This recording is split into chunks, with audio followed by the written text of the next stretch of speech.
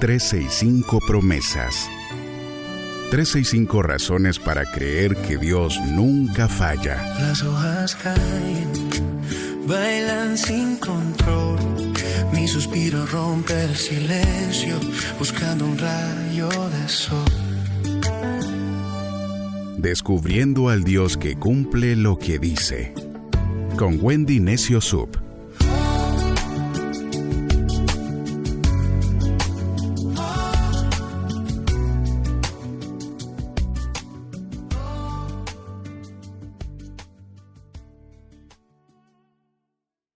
...18 de marzo, promesa 77... el Espíritu Santo encenderá una nueva vida en ti.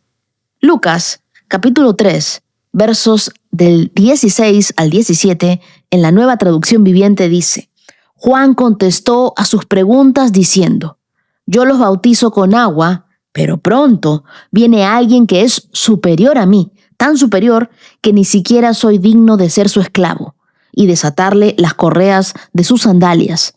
Él los bautizará con el Espíritu Santo y con fuego.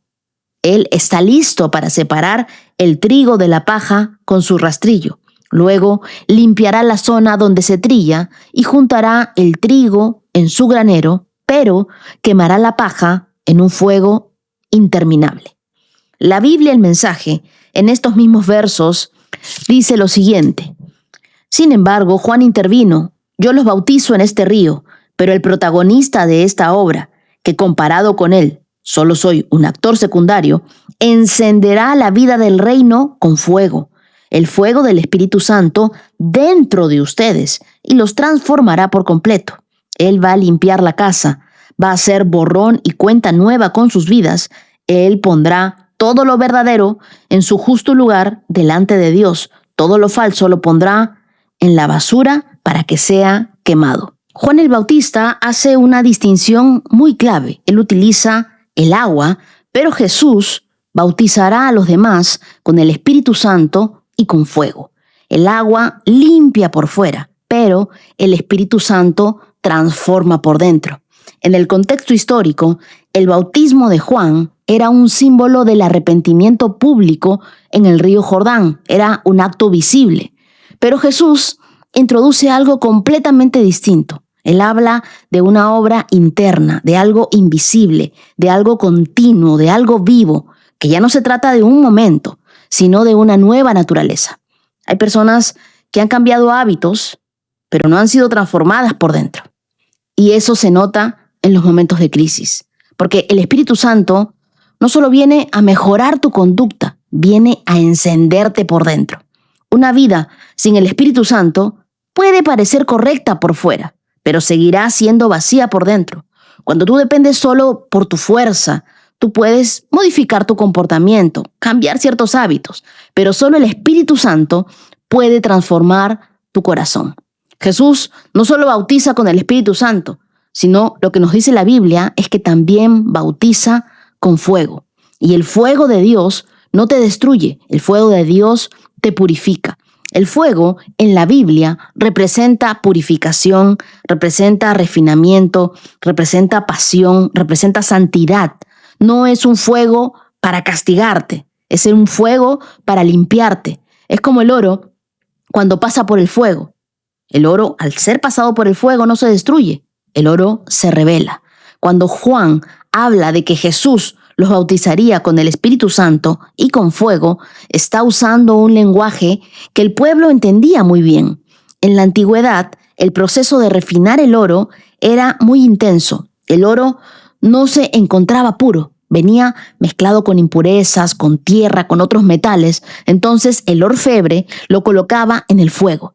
Y mientras la temperatura aumentaba, todo lo que no era oro comenzaba a salir a la superficie.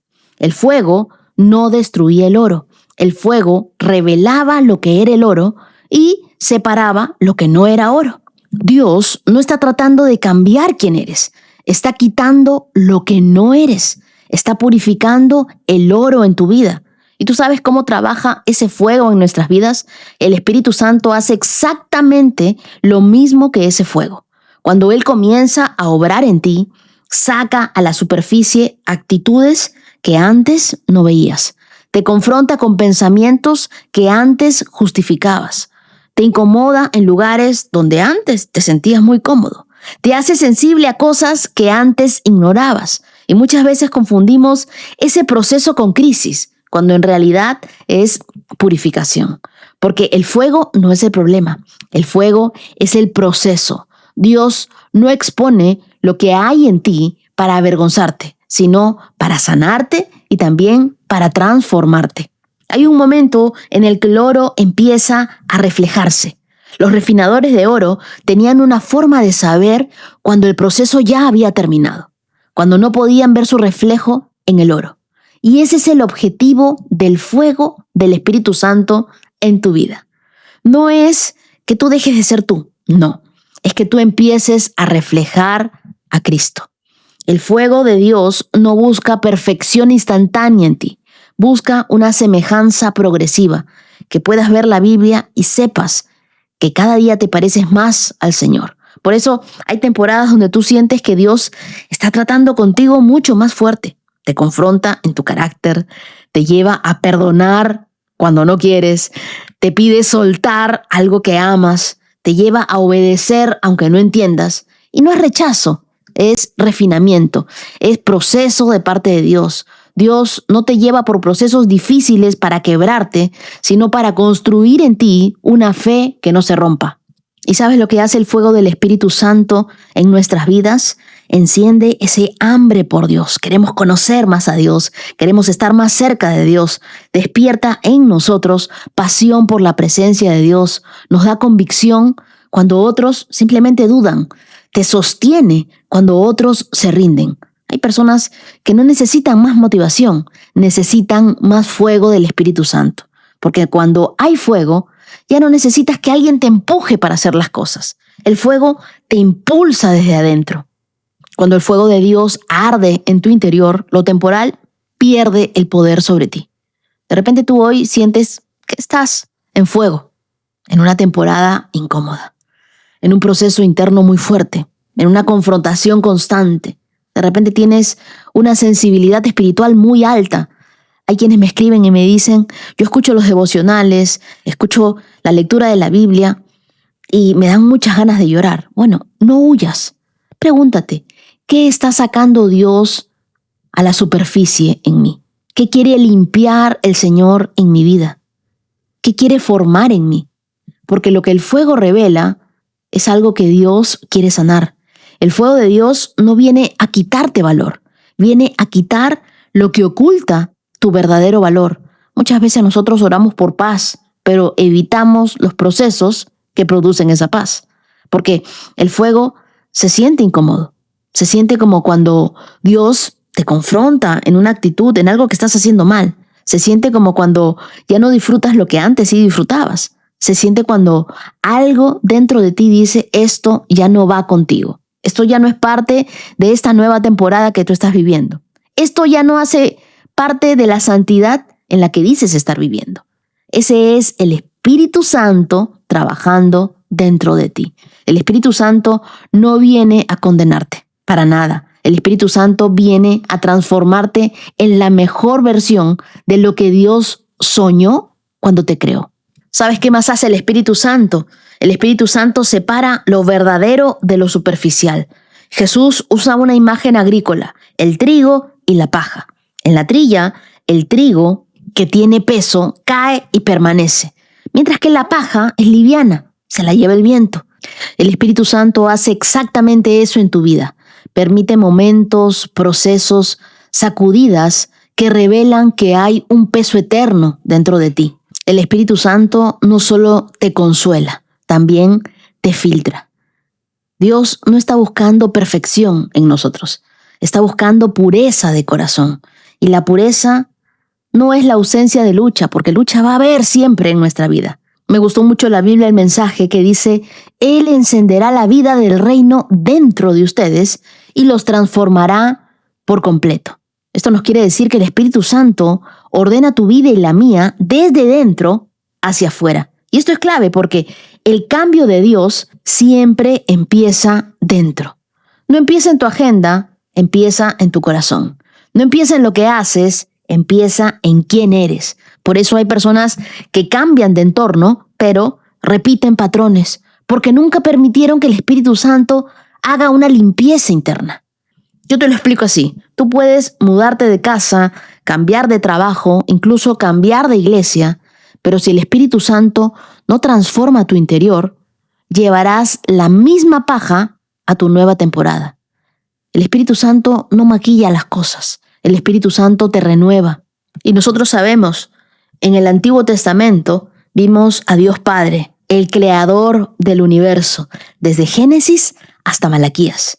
Pero a partir del Nuevo Testamento, desde Mateo hasta el libro de los Hechos, vemos a Jesús, a Dios Hijo.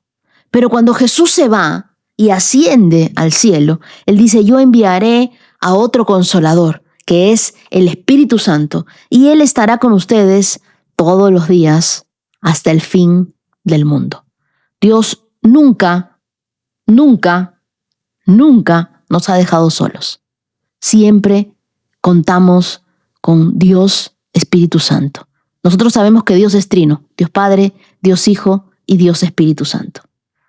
Al Dios del Antiguo Testamento no lo vimos, pero sí lo conocemos a través de su palabra.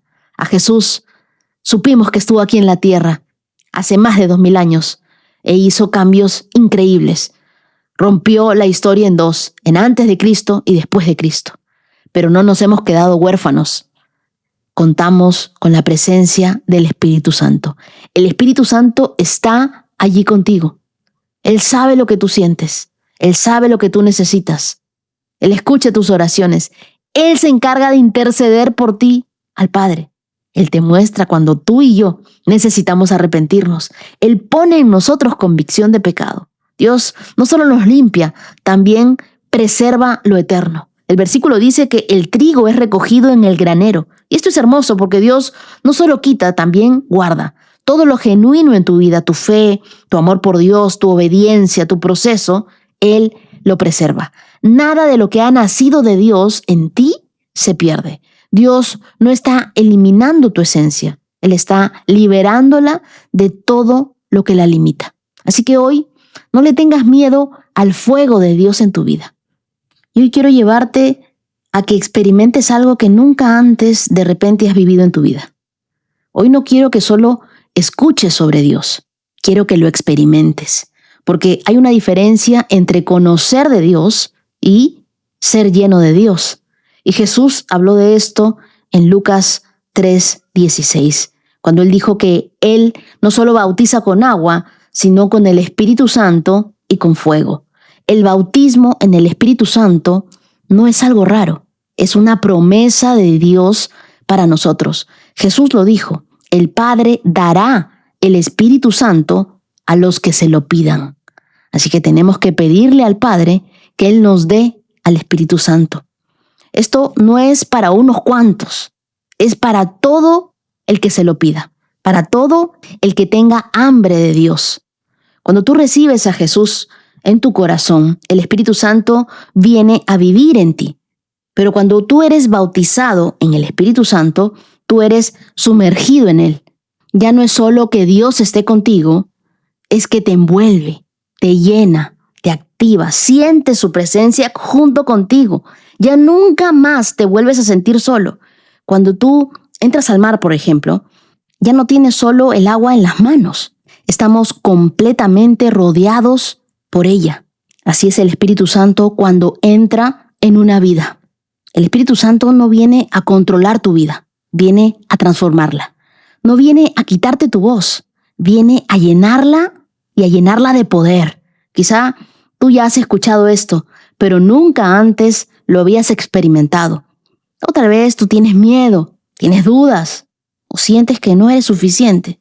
Pero escúchame bien, Dios no llena a los perfectos, Dios llena a los disponibles. Así que tú sí puedes. Cierra tus ojos por un momento. Si no puedes, concéntrate, respira profundo. Este no es un momento para pensar, es un momento para recibir.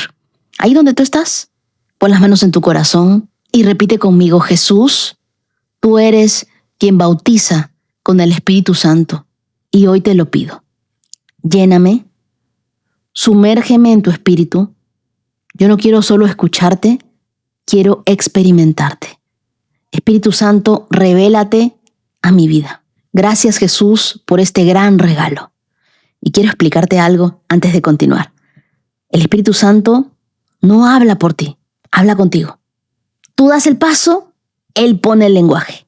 La Biblia dice que los apóstoles, los discípulos que estaban reunidos comenzaron a hablar y el Espíritu les daba que hablaran. Así que de repente hay personas que sienten algo muy especial el día de hoy en sus vidas. Sienten un calor, sienten un fuego por dentro, o de repente sienten frío, o de repente tienen un olor muy especial.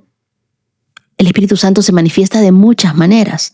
Puedes sentir muchos deseos de llorar, puedes sentir ganas de hablar en lenguas. Lo que sea que sientas, no lo analices, no lo pienses demasiado, simplemente suéltalo.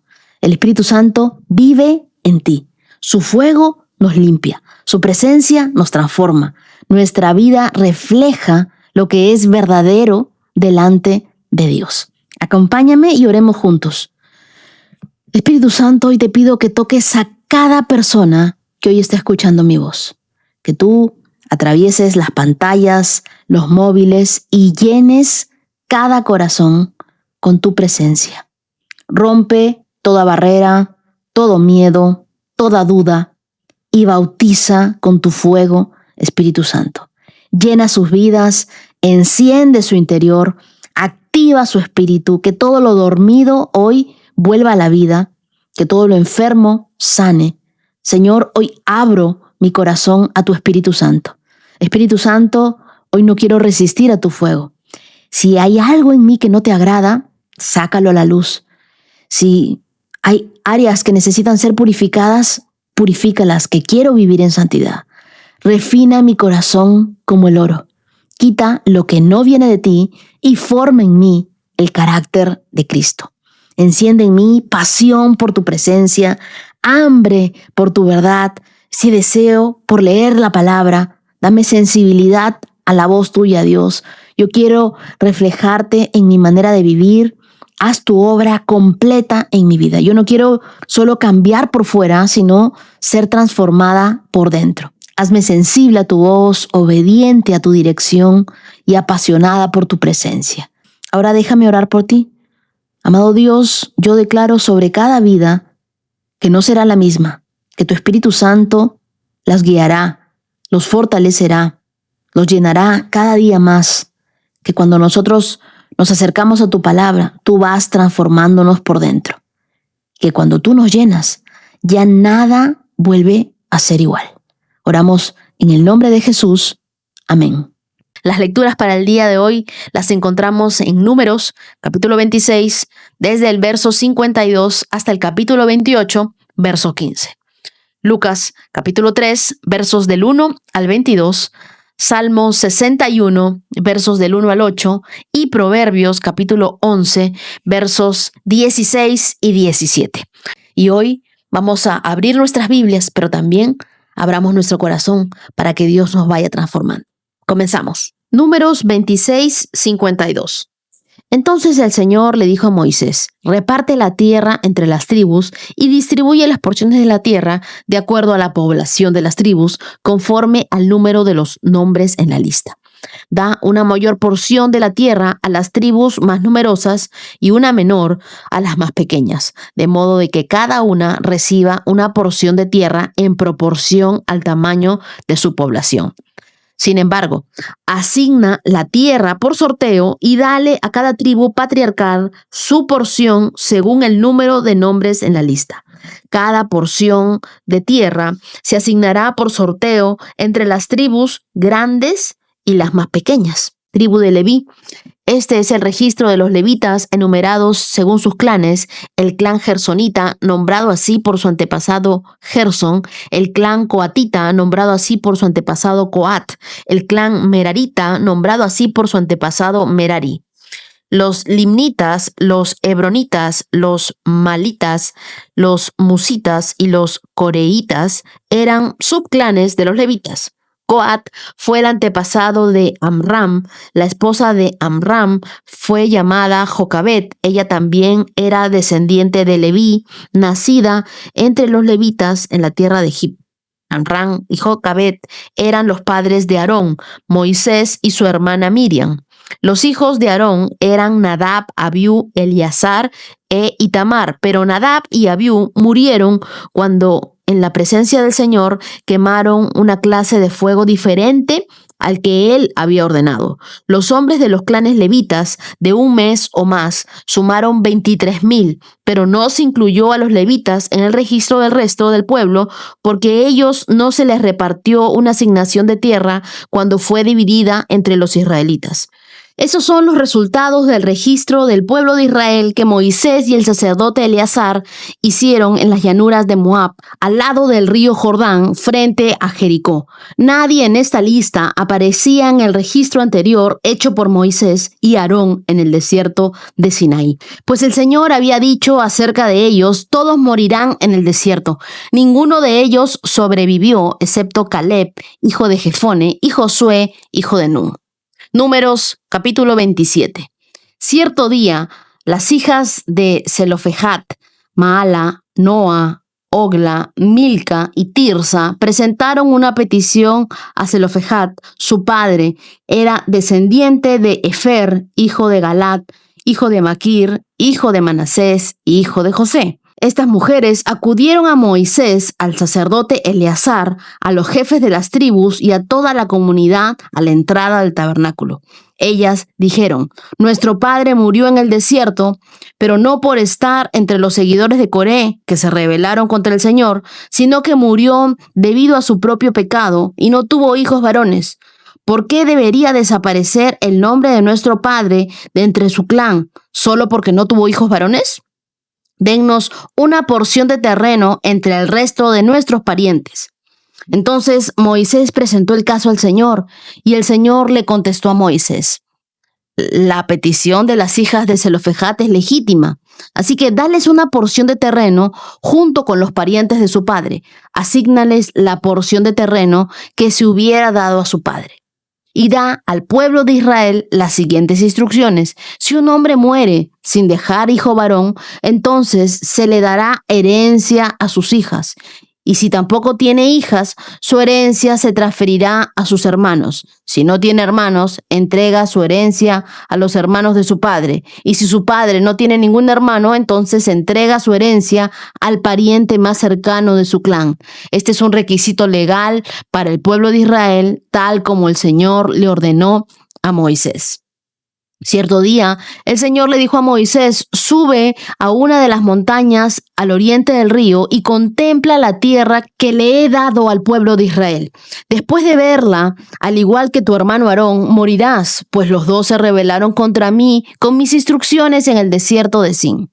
Cuando los israelitas se rebelaron, ustedes no le demostraron mi santidad junto a las aguas. Estas son las aguas de Meribá en Cades, en el desierto de Sin. Entonces Moisés le dijo al Señor, oh Señor, tú eres el Dios que da aliento a todas las criaturas. Por favor, nombra a un nuevo hombre como líder de la comunidad. Dales a alguien que los guíe donde quiera que vayan y que los conduzca en batalla para que la comunidad del Señor no ande como ovejas sin pastor. Y el Señor le respondió, toma a Josué, hijo de Nun, en quien está el Espíritu, y pon tus manos sobre él. Preséntalo al sacerdote Eleazar ante toda la comunidad y públicamente encárgale que dirija al pueblo. Entrégale de tu autoridad para que toda la comunidad de Israel lo obedezca. Cuando se necesite una dirección del Señor, Josué se presentará ante el sacerdote Eleazar, quien usará el Urim, uno de los sorteos sagrados que se hacen ante el Señor para determinar su voluntad. De esta manera, Josué y el resto de la comunidad de Israel decidirán todo lo que deben hacer. Así que Moisés hizo lo que el Señor le ordenó y presentó a Josué ante el sacerdote Eleazar y ante toda la comunidad. Y luego Moisés impuso sus manos sobre él y le entregó el cargo de dirigir al pueblo, tal como el Señor había ordenado por medio de Moisés. Números 28. El Señor le dijo a Moisés: da al pueblo de Israel estas instrucciones. Las ofrendas que ustedes presentan son un aroma agradable para mí, son mi pan. Asegúrense de que sean llevadas en el tiempo indicado, ofrecidas de acuerdo a mis instrucciones. Dile a los israelitas: esta es la ofrenda especial que deben presentar al Señor como ofrenda quemada diaria. Ofrezcan 2 corderos de un año que no tengan ningún defecto. Sacrifiquen un cordero por la mañana y otro por la tarde. Con cada cordero entreguen una ofrenda de grano de 2 litros de harina selecta mezclada con 1 litro de aceite puro de olivas prensadas. Esta es la ofrenda quemada habitual, instituida en el monte Sinaí como ofrenda especial, un aroma agradable al Señor, junto con una ofrenda quemada. Presenten la ofrenda líquida apropiada de 1 litro de bebida fermentada por cada cordero y derrámenla en el lugar santo como ofrenda al Señor. Ofrézcanle el segundo cordero al atardecer con la misma ofrenda de grano y la ofrenda líquida, y también es una ofrenda especial, un aroma agradable al Señor. En el día de descanso, sacrifiquen 2 corderos de un año sin defecto, junto con una ofrenda de grano de 4 litros de harina selecta humedecida con aceite de oliva y una ofrenda líquida. Esta es la ofrenda quemada que se presentará cada día de descanso, además de la ofrenda quemada habitual y su correspondiente ofrenda líquida. El primer día de cada mes presenten al Señor una ofrenda quemada adicional de 2 becerros, 1 carnero y 7 corderos de un año, todos sin defecto. Estas ofrendas deben ser acompañadas de ofrendas de grano, de harina selecta humedecida con aceite de oliva por cada becerro, 4 litros por cada carnero y 2 litros por cada cordero. Esta ofrenda quemada será especial, un aroma agradable al Señor. Ofrezcan también una ofrenda líquida con cada sacrificio, 2 litros de vino por cada becerro, 1 litro y tercio por cada carnero y 1 litro por cada cordero. Presenten esta ofrenda quemada el primer día de cada mes durante todo el año. El primer día de cada mes ofrezcan también al Señor un chivo como sacrificio por el pecado, además de la ofrenda quemada habitual y su correspondiente ofrenda líquida. Aquí, en los capítulos de Números, nos encontramos en un momento crucial en la historia de Israel. Después del censo, en Números 26, Dios instruye cómo dividir la tierra prometida, en los versos del 52 al 56. Y establece un derecho para la herencia de las hijas de Zelofejat. Esa parte me encantó en Números 27, versos del 1 al 11, porque ninguna mujer se iba a quedar sin su herencia. Y luego designa a Josué como sucesor de Moisés en Números 27, versos del 12 al 23. Y por último, en Números 28, del 1 al 15, ordena las ofrendas diarias y dice que son un olor fragante para Dios. Israel está al borde de la tierra prometida, pero con una generación renovada. La anterior era marcada por la incredulidad, por la queja, y esa se quedó en el desierto. Ahora Dios reitera principios claves, promesas cumplidas, responsabilidad personal, asumir un llamado y la importancia de su presencia en la adoración. Lo primero que vemos en Números 26-55 es la distribución de la tierra entre los grupos familiares. ¿Y qué te quiero decir con esto? Dios prometió la tierra a Abraham, a Isaac y a Jacob, y nosotros hemos leído eso desde Génesis hasta Números. Pero aquí vemos la fidelidad de Dios al distribuirla también a sus descendientes.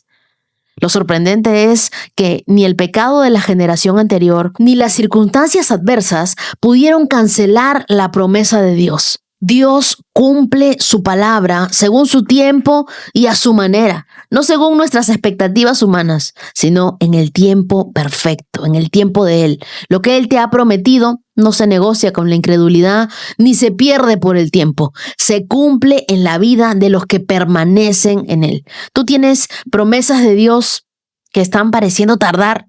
Algunas Elizabeth me dicen, sí, estoy esperando ya muchos años. Bueno, no sueltes tu fe. Si Dios te ha dado una promesa, cree en esa promesa, cree en esa palabra. No importa lo que haya pasado, Dios sigue siendo fiel.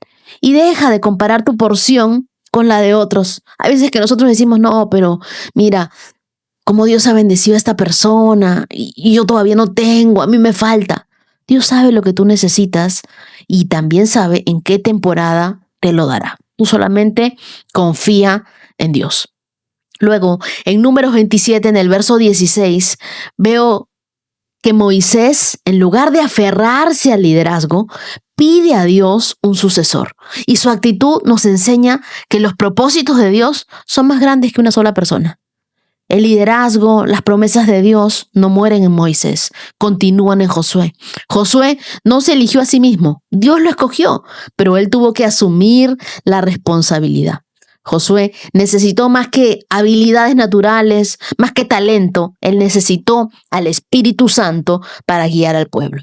Y Dios te dará grandes asignaciones, pero solo las completarás cuando su Espíritu Santo sea tu mayor recurso. No basta con ser llamado, hay que prepararse. El liderazgo no es un título, sino es una responsabilidad. Y luego, en Números 28, en el verso 3, vemos que el sacrificio especial, la ofrenda especial que uno se la daba a Dios, debía presentarla cada día. Eso me sorprendió, porque Dios ordena las ofrendas y dice que esas deben ser diarias.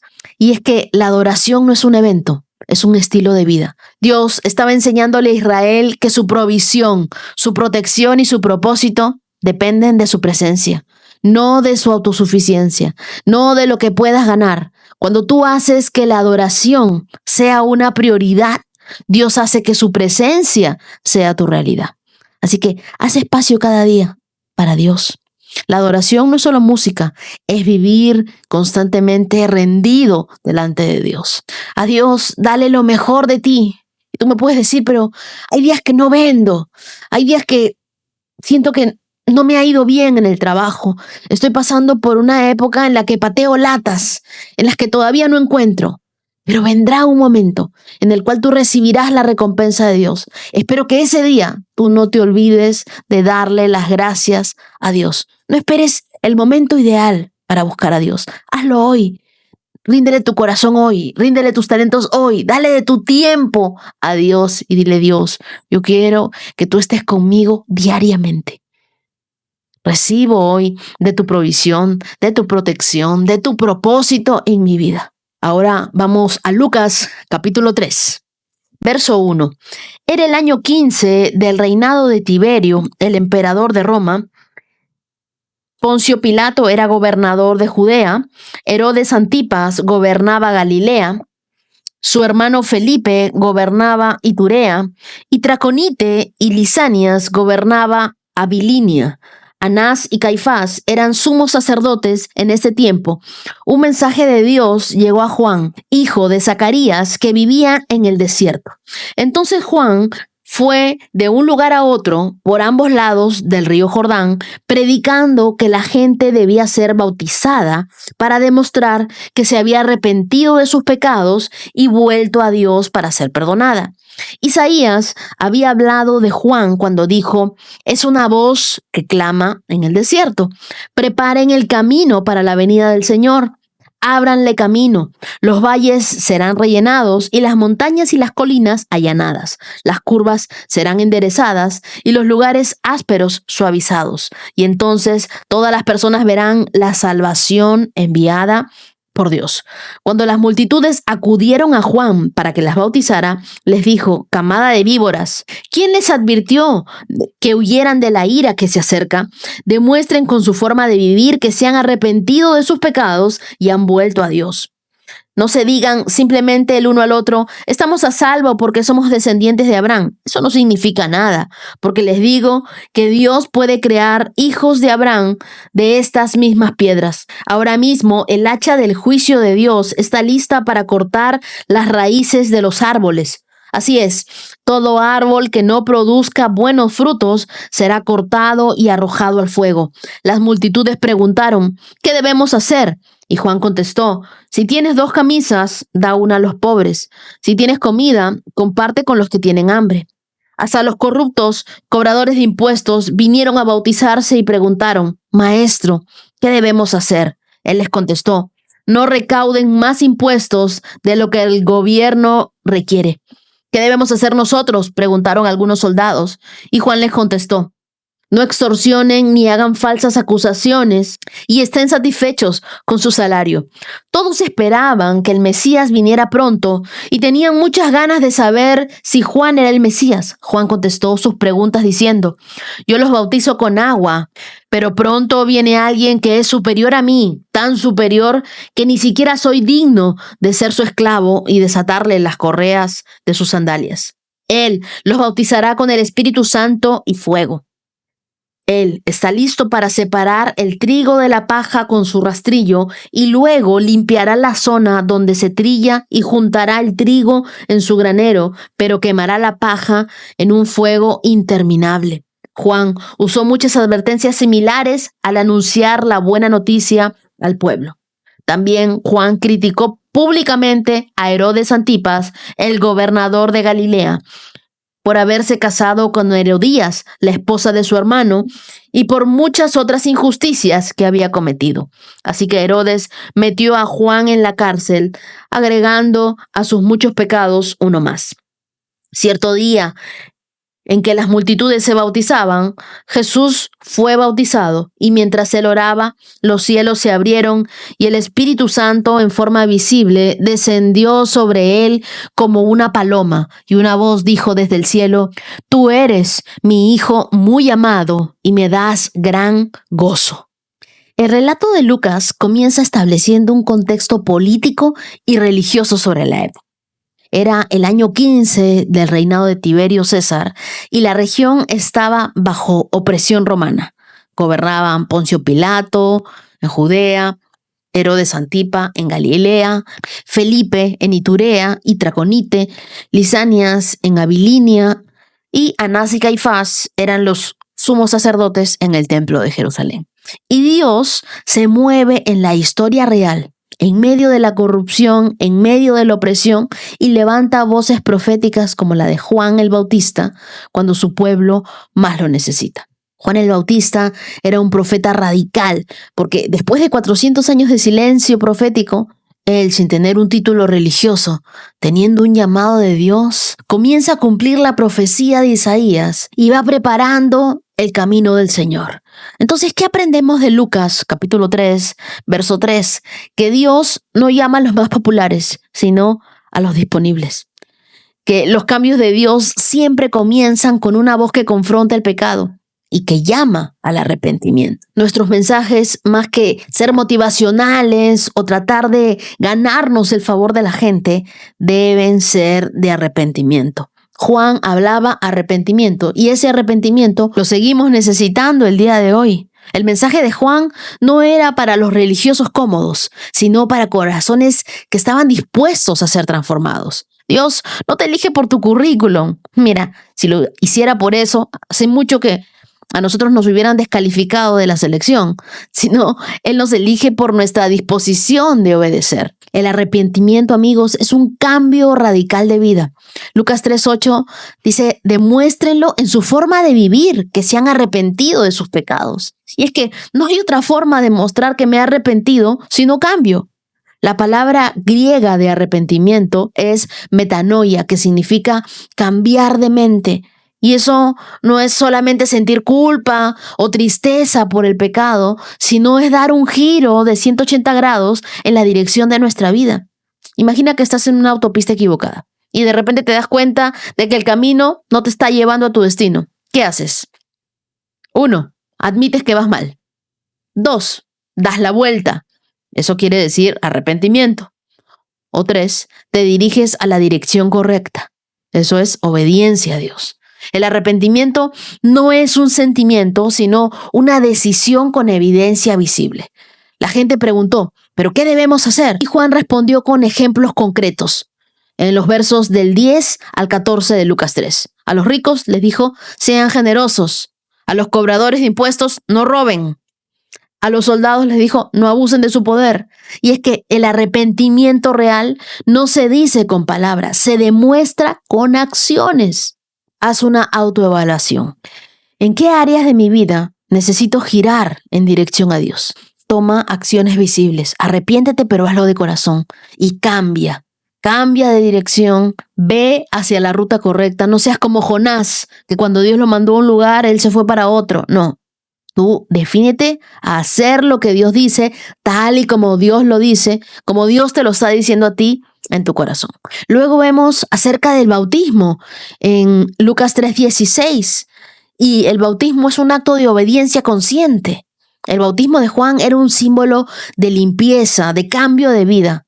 En el judaísmo, el bautismo se usaba para convertidos gentiles, pero Juan estaba bautizando a judíos. Y esto era radical. Él les enseñaba que todos necesitaban arrepentimiento, que todos necesitaban transformación. Ojo que no solo los pecadores notorios, todos necesitamos arrepentimiento. Pero, ¿por qué el bautismo era para adultos y no para bebés? Porque muchos de nosotros, de repente, nos han bautizado de niños y nosotros no sabíamos nada. El bautismo de la Biblia siempre sigue a la fe y al arrepentimiento. Jesús se bautizó como adulto en Lucas 3, versos 21 y 22, y cada persona debe tomar su propia decisión de fe antes de bautizarse. El bautismo no es un ritual vacío, es una declaración de que has muerto al pecado y has resucitado en Cristo. El bautismo es como una boda. No es el amor lo que hace el matrimonio, sino el compromiso público. De igual manera, el bautismo no te salva, pero anuncia públicamente tu entrega total a Cristo. Eso es una de las muestras que tú estás diciendo: mi fe es genuina y quiero expresarla, que todos sepan que yo estoy arrepentido de mi pecado, de mi pasado, y que quiero comenzar una nueva vida en Cristo. Si tú ya te bautizaste, bueno, recuerda el compromiso que hiciste de forma consciente, y si aún no lo has hecho y ya crees en Cristo y ya te has arrepentido de tus pecados, ya has comenzado una nueva vida con Cristo, estás leyendo la Biblia, bueno, da ese paso de obediencia, asiste a alguna iglesia cristiana y bautízate pronto. Da testimonio de tu fe. ¿Qué sucede en un bautismo? Lucas 3:22 nos dice que cuando Jesús fue bautizado, el Padre lo afirmó antes de que hiciera milagros o que predicara. Se escuchó una voz desde el cielo que dijo: tú eres mi Hijo muy amado y me das gran gozo. Esto nos enseña que la identidad de Dios no depende de nuestro desempeño, sino de quién somos en Cristo. Muchos hoy viven buscando la aprobación en las redes sociales, en sus carreras, en las relaciones que tienen, pero nuestra identidad no viene por lo que nosotros hacemos, sino de quiénes somos en Cristo. Cuando tú comprendes que ya eres aceptado, que tú ya eres aprobado por Dios, dejas de buscar la validación de la gente y te importa poco lo que piense la gente de ti. Lo más importante es lo que Dios piensa de mí. Hoy hemos aprendido 3 verdades fundamentales. El arrepentimiento es real. No es decir, lo siento, sino cambiar y demostrarlo. Cambio de dirección, cambio de rumbo. El bautismo, como un paso de fe, es parte de mi obediencia pública para Dios. Y lo tercero, la identidad en Cristo. Tú para Dios eres su hijo amado, su hija amada. Salmo 61. Oh Dios, escucha mi clamor, oye mi oración. Desde los extremos de la tierra clamo a ti por ayuda. Cuando mi corazón está abrumado, guíame a la omnipotente roca de seguridad, porque tú eres mi amparo seguro, una fortaleza donde mis enemigos no pueden alcanzarme. Permíteme vivir para siempre en tu santuario, a salvo bajo el refugio de tus alas, pues has oído mis votos, oh Dios. Me diste una herencia reservada para los que temen tu nombre. Añade muchos años a la vida del rey, que sus años abunden de generación en generación, que reine bajo la protección de Dios para siempre, y que tu amor inagotable y la fidelidad lo cuiden. Entonces cantaré alabanzas a tu nombre para siempre, mientras cumplo mis votos cada día. El Salmo 61 es un clamor de David en tiempos de angustia. Es una oración de confianza en Dios cuando las fuerzas nos faltan, cuando nuestra alma necesita refugio. A través de sus palabras, David enseña que la seguridad no está en las circunstancias, sino en Dios, que Él es nuestra roca y nuestra fortaleza. Este salmo fue escrito en un momento difícil para David. Aunque no se menciona la situación específica, muchos estudiosos creen que puede haber sido durante la rebelión de su hijo Absalón, que la encontramos en 2 de Samuel 15 al 18, cuando David tuvo que huir de Jerusalén. Ahora, imagina esta escena. Un rey traicionado por su propio hijo, exiliado, rodeado de incertidumbre. En lugar de caer en desesperación, David eleva su voz a Dios, que es su refugio, y en medio del caos hace este salmo. ¿Alguna vez te has sentido tan alejado, sin fuerzas? ¿Estás en medio de un problema y parece que todo es demasiado grande? Bueno, este salmo te enseña cómo orar a Dios en esos momentos de crisis, cuando necesitas la seguridad de la presencia de Dios en tu vida, cuando todo se derrumba a tu alrededor. Lo mejor que puedes hacer es correr y correr hacia Dios. El verso 1 dice: Dios, escucha mi clamor, oye mi oración. David no comienza su oración con una queja, sino con una súplica sincera, con un corazón abierto a Dios. Él no intenta ser formal, tampoco usa palabras religiosas y rebuscadas. Él simplemente expresa su angustia y le dice a Dios cómo se siente. Hay muchas veces que nosotros vamos por ahí, por la vida, abriéndole nuestro corazón a personas incorrectas, desahogándonos con quien no deberíamos desahogarnos. Tenemos que aprender a buscar a Dios en medio de nuestra angustia, acercarnos a Él y decirle: Dios, necesito que escuches mi oración. Ahora sí, estoy desesperada y necesito una respuesta de tu parte. Dios nunca ignora el clamor de un corazón sincero. Él no se impresiona con oraciones perfectas, sino con oraciones genuinas, con oraciones que salen de lo profundo de nuestro corazón. Son como un grito de auxilio. Esas son las oraciones que Dios responde. Imagina que un niño se cae y se lastima. ¿Qué hace? No se pone a recitar un discurso, sino que grita y le dice: papá, ayúdame. Eso es exactamente lo que hace David en este Salmo 61. Entonces, no tengas miedo de orar con honestidad. Dios conoce tu corazón, pero espera que te acerques a Él y que le cuentes. Dios no responde discursos ensayados, sino corazones que son sinceros, que oran, pero lo hacen con honestidad. Si la oración es tu primera opción, entonces tú nunca vas a estar último para Dios. Tú vas a estar en la primera plana del periódico de Dios. No esperes hasta estar desesperado para hablar con Dios. Habla con Dios hoy y cuéntale cuál es tu problema. Hay veces que estamos tan urgidos de nuestros problemas que se los vamos contando por ahí a todo el mundo. No todo el mundo necesita saber tu problema. El único que puede ayudarte con ese problema es Dios. Y es al único al que no estás buscando. Tenemos que acercarnos a Dios cada día en oración. El Salmo 61, verso 2, nos habla de que tenemos que aprender a refugiarnos en la roca más alta. Cuando tu corazón está abrumado, es ahí donde tienes que pedirle ayuda a Dios. David se sentía lejos, pero sabe que Dios nunca está limitado por la distancia. Dios es omnipresente. Él puede estar en todo lugar y a cualquier hora. Cuando David dice: desde los extremos de la tierra estoy orando, él estaba diciendo: aunque me sienta tan lejos de tu presencia, sé que aún ahí tú me escuchas. Yo no sé en qué lugar estás tú, pero Dios sí lo sabe. Dios sí te conoce. Dios te escucha. En la Biblia, la roca representa seguridad, representa estabilidad. David no pide que sus problemas desaparezcan, sino que los eleva a Dios en oración. Se eleva por encima de ellos. Un águila no anda peleando con serpientes en el suelo.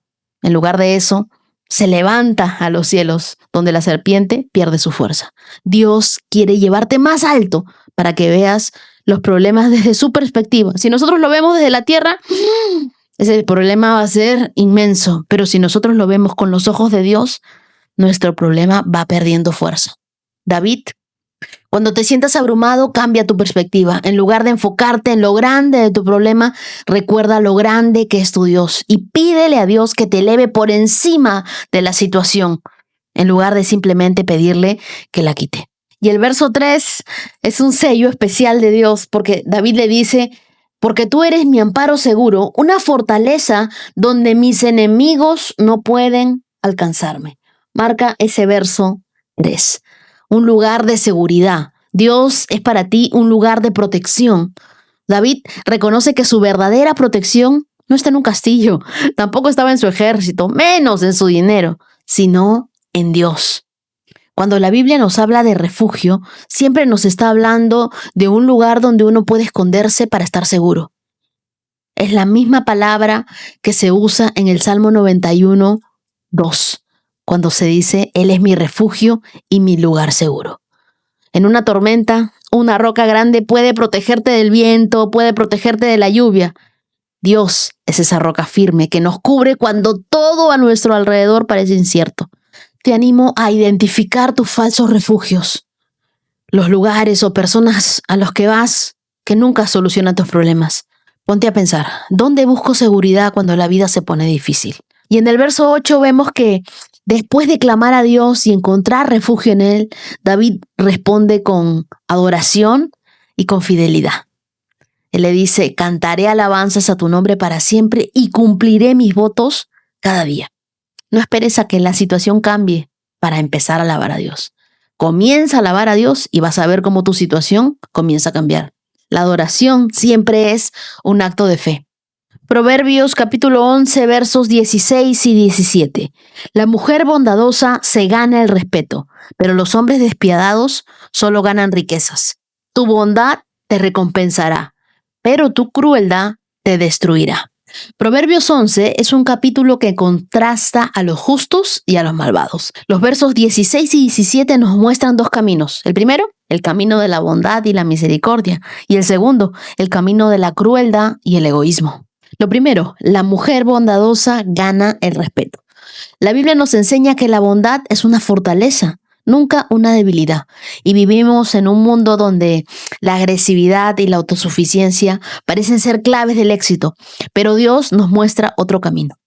La mujer que trata a los demás con respeto, con empatía, con amor, gana influencia, ya sea en su hogar, en su trabajo, en la sociedad.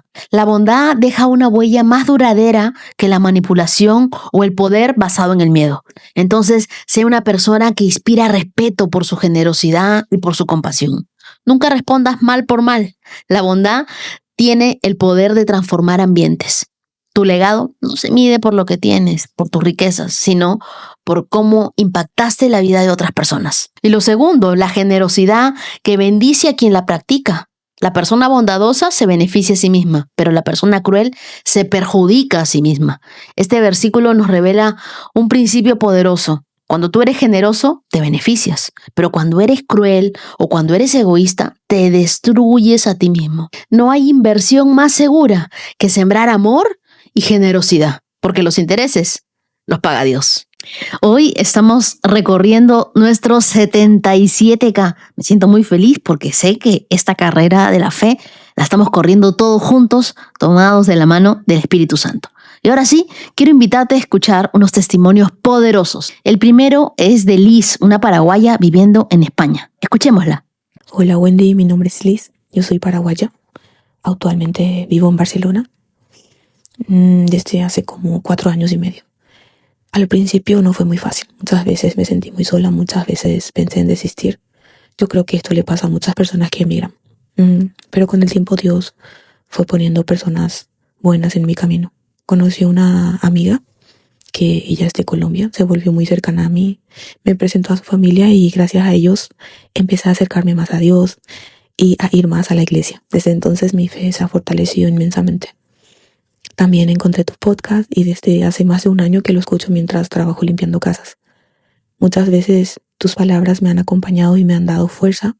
Siento que cada versículo que lees, cada reflexión que compartes, muchas veces llega justo en el momento en que más necesito, como si hablara directamente a mi corazón y al día que estoy viviendo también.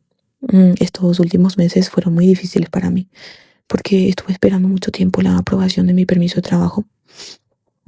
También pasé momentos complicados sin trabajo, pero nunca dejé de orar. En medio de toda esa espera, le prometí a Dios que si me daba el trabajo que estaba esperando, iba a dar mi testimonio. Aunque me dio un poco de vergüenza. El día 11 de marzo recibí un mensaje para empezar ese trabajo, el 12, al día siguiente. Para mí fue una respuesta clara de Dios y una prueba de que Él escucha nuestras oraciones. Por eso hoy quiero cumplir mi promesa y compartir este pequeño testimonio contigo y con los íntimos. Muchas gracias por este espacio. Que Dios te bendiga mucho. Hoy puedo decir con todo mi corazón que cuando confiamos en Dios, incluso en los momentos más difíciles, Él siempre encuentra la manera de abrir caminos donde parecía que no los había, ¿sabes? Para mí, esto es una prueba grande de que Dios escucha. Muchas gracias, Wendy. Y bendiciones para ti, para tu vida. Gracias, querida Liz, por cumplir tu promesa. Tu testimonio le va a recordar a muchas personas que emigrar no es fácil. Esperar tampoco es fácil. Atravesar por temporadas sin trabajo, para nada es sencillo. Pero cuando una mujer decide mantenerse orando, Dios se encarga de sostenerla, de acompañarla y también de sorprenderla. Yo quiero decirte algo, no fue casualidad que Dios te sostuviera en la soledad. No fue casualidad que pusiera personas correctas en tu camino. Tampoco fue casualidad que esta respuesta llegara justo en el tiempo preciso. Dios estaba escribiendo tu historia con sus manos, aun cuando tú solo veías espera. Él estaba obrando aún en el silencio. Hoy celebramos contigo que ese Dios te acompañó a Barcelona, lejos de tu tierra. Es el mismo Dios que seguirá afirmando tus pasos, bendiciendo tu trabajo y recordándote que jamás estás sola. Te regalo Isaías capítulo 41, verso 10, que dice: no tengas miedo porque yo estoy contigo. No te desanimes porque yo soy tu Dios. Te daré fuerzas y te ayudaré. Te sostendré con mi mano derecha victoriosa. Liz, que nunca olvides esto. Dios te escucha, Dios responde y Dios sigue abriendo caminos para ti. Y ahora te invito a que escuches el testimonio de Amy desde Michoacán, México. Hola, buen preciosa, y hola, bonita comunidad. Te quería comentar, bueno, como lo sabes, yo ya tengo desde enero del año pasado en el reto de la Biblia en 13 y 5 días con Dios. Y ese año continué con el reto de promesas. Y bueno, te comento, como lo sabes, yo era una mujer estéril. Durante el año pasado, pues yo estaba segura. Yo tenía, pues obviamente, la fe en Dios. Yo agradecía siempre por mi milagro. Y en septiembre del 2025, pues me realicé el tratamiento de in vitro. Yo, como no estaba segura, pues obviamente siempre me puse en manos de Dios, de que las cosas se dieran como Él quisiera. Y en septiembre logré mi positivo. Gracias a Dios, hoy tenemos 29 semanas con mi bebé. Y pues bueno, te quería comentar, en febrero, el día 10 de febrero, pues me internan. Yo la verdad es que soy asmática, entonces comencé a tener una crisis de asma. Me tuve que venir de urgencia a un hospital público acá en México. Y bueno, llegué con la saturación muy baja. Yo llegué con 80 de saturación. Entonces yo no contaba, no pensaba en que esto era pues algo delicado para el bebé, ¿no? Yo pensaba que solo era una crisis, se me iba a pasar y listo. Entonces, cuando me internan, me tocó un doctor y me dice: oye, no, vienes malísima y estás poniendo en riesgo a tu bebé. Dijo, y lo más probable es que sea neumonía, que también traiga neumonía. Entonces, pues yo pues me preocupé mucho, me asusté porque vi que los médicos estaban muy asustados, se enfocaban mucho en bebé. Y pues obviamente yo tuve mucha fe en Dios, le pedí, por supuesto, a Dios, que siempre le he dicho a Dios que mi hijo es Él y que pues a mi bebé no le va a pasar nada porque es de Él y porque viene de Él y porque es un milagro de Él, ¿no? Y siempre lo pongo en nombre del Señor y le digo que cualquier cosa que pase, la vida de mi bebé está en sus manos. Entonces, duramos 10 días hospitalizados. Durante estos 10 días, pues obviamente siempre estuvieron monitoreando su latido, mi oxigenación, y pues no me dieron de alta hasta que se aseguraron de que yo ya tenía el oxígeno o la oxigenación suficiente para que mi bebé estuviera seguro. Entonces, pues hoy yo le pedí, salí del hospital, me dan de alta, voy a ver a mi médico particular y me dice que posiblemente el bebé tenía riesgo de crecimiento o de que no estuviera creciendo bien. Y que pues estos 10 días que estuve internada pues habían afectado el crecimiento y desarrollo del bebé y me diagnosticó con un posible fémur corto. Entonces pues yo en ese momento sentí angustia, sentí miedo, pero la verdad es que me puse en manos de Dios y yo le pedí a Dios desde siempre y le dije que obviamente pues si todo salía bien con bebé iba a dar testimonio nuevamente ese año. Y hoy salí de consulta Y pues estoy muy feliz porque de verdad Dios no nos ha dejado solos. Mi bebé está sano, está bien. Y pues no hay fémur, no hay ningún diagnóstico malo. Y la verdad que pues Dios nunca nos abandona, Dios es muy grande. Y pues comentarle a la comunidad que siempre tengan fe y que nunca pierdan la esperanza de que su milagro se va a cumplir en cuestión de salud, en cuestión de finanzas, en cuestión de trabajo, en cuestión de lo que sea. Dios nunca nos deja solos. Gracias, Wendy, gracias comunidad por escucharme. Amy, tu testimonio tiene tanto poder de Dios porque nos enseña a creer aún antes de ver, a agradecer antes de recibir y a confiar incluso cuando todo parece incierto. Ese milagro que llevabas en tu vientre no fue casualidad, es la respuesta a una oración, es la fidelidad de Dios, es evidencia viva de que cuando una mujer decide rendirse completamente a Él, Dios se glorifica de maneras que superan todo entendimiento. Y también quiero decirte esto, en el momento en el que tú estabas en el hospital, no fue el final de tu historia, fue un escenario, una plataforma para ver aún más la mano de Dios. Porque cuando el enemigo dijo riesgo, Dios ya había dicho propósito. Te quiero regalar Jeremías capítulo 29, verso 11, que dice, pues yo sé los planes que tengo para ustedes, dice el Señor. Son planes para lo bueno y no para lo malo, para darles un futuro y una esperanza. Mi querida Amy, tu historia está llena de esperanza y ese bebé que llevas es un recordatorio de que Dios cumple lo que promete. Gracias por tu fe, gracias por tu valentía y por recordarnos que los milagros siguen ocurriendo. Y ahora quiero contarte el testimonio de José Luis Muñoz desde Jalisco, México. José Luis llevaba días con una decisión en el corazón y con una batalla en la mente. Había escuchado en el podcast el testimonio de alguien a quien le aprobaron la visa para Estados Unidos. Ese día, él escuchó una frase que le quedó grabada. Si tienes el propósito, hazlo en el nombre de Dios. Y algo dentro de él se encendió. No era falta de ganas, era miedo. Miedo al trámite, a la incertidumbre y al famoso ¿y si no me lo dan? Pero también en ese susurro, Dios estaba diciéndole es tu momento. Así que confiando más en Dios que en sus propios temores, decidió avanzar, inició su proceso, se presentó un par de incidentes en el camino, pero aún eso no lo detuvieron. Dios iba llenando el terreno hasta que llegó el día clave. Ese mismo día José Luis estaba orando y otra vez apareció el miedo, la duda.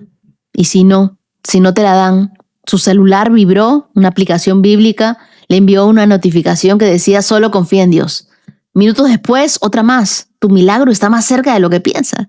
Para él, nada de eso fue casualidad. Fue Dios hablándole directamente al corazón.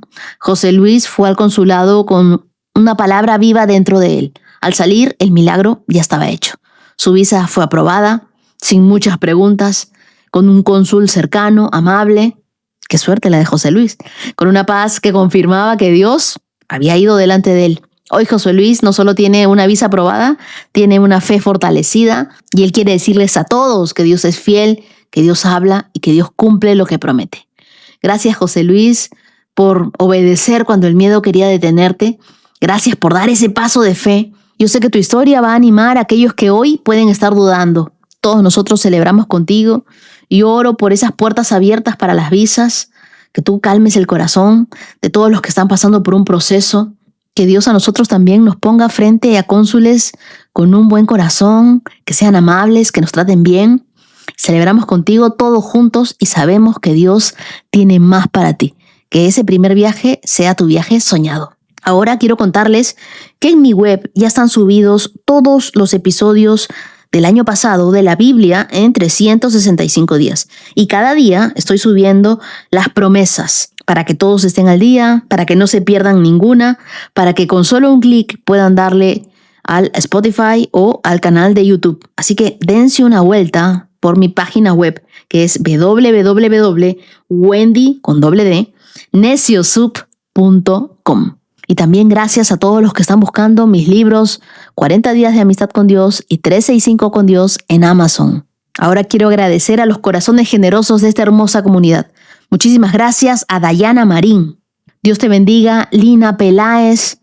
Dios te bendiga, Eduardo Dueñas. Y también a mis super gracias del canal de YouTube, a Verónica González. Gracias a Aurora Morales. Y a ustedes, queridos, quiero regalarles Oseas capítulo 14, verso 14, que dice: Yo lo sanaré de su falta de fe.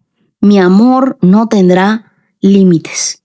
Así precisamente es el amor de Dios, un amor sin límites. Y el verso 8 de este mismo pasaje de Oseas 14 dice: yo soy el que contesta tus oraciones y te cuida. Me encantó porque Dios no solo escucha nuestras oraciones y las contesta, sino también nos cuida. Su protección está con nosotros y ustedes, queridos, estarán en mis oraciones. Y quiero contarles algo que me tiene muy emocionada. Este 16 de mayo estaré en Miami en la conferencia MyTech Summit. Las entradas ya están disponibles. Además, he logrado conseguir un descuento especial para mis íntimos con el código FUTURE20. Así que si ustedes quieren ir y acompañarme en Miami, usen este código para obtener un mejor descuento. De verdad, me encantaría verlos allí. Y además, el 17 de mayo vamos a tener nuestra junta de íntimos. Así que ya más adelante les estaré contando dónde será esta junta y dónde nos vamos a poder ver, abrazar y orar juntos. Sé que algunos me han dicho: Wendy, me encantaría, pero yo no puedo viajar hasta Miami. No se preocupen, porque este evento tendrá streaming, así que todos vamos a poder ser parte de este momento. Así que ya saben, el 16 de mayo tenemos una cita, empresarios, emprendedores. Gracias a todos por apoyarme en esta primera conferencia. Sé que es un evento especial para mí y también siento mucho su cariño, su apoyo. Me emociona saber que ustedes están tan felices como yo por lo que viene. Muchas gracias a todos por acompañarme en esta carrera de fe. Nos vemos el día de mañana con más de su presencia, con más de su palabra y, como siempre, guiados de la mano del Espíritu Santo. Le pido al Señor que ustedes mantengan ese fuego que el Espíritu Santo ha puesto en sus vidas. Y sobre todo, que lo aviven. Conversen todos los días con el Espíritu Santo. Bendiciones. Has escuchado 365 Promesas. Síguenos en Facebook e Instagram, @Wendy Necio Sub.